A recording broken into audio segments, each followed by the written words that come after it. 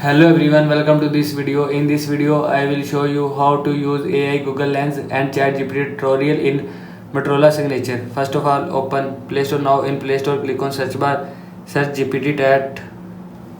Now click on GPT Chat and click on install. After click on install, wait few seconds.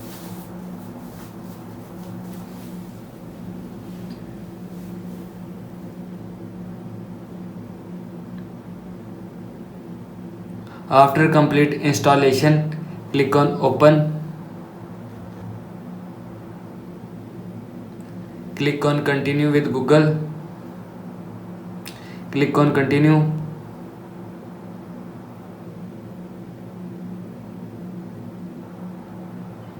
Wait few seconds and click on allow. Now click on ask ChatGPT. Ask that you want.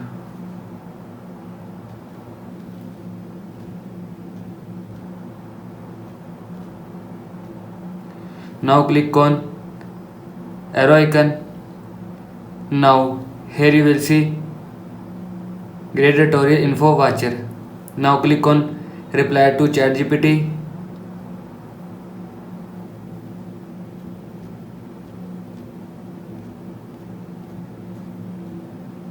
Now again click on arrow icon.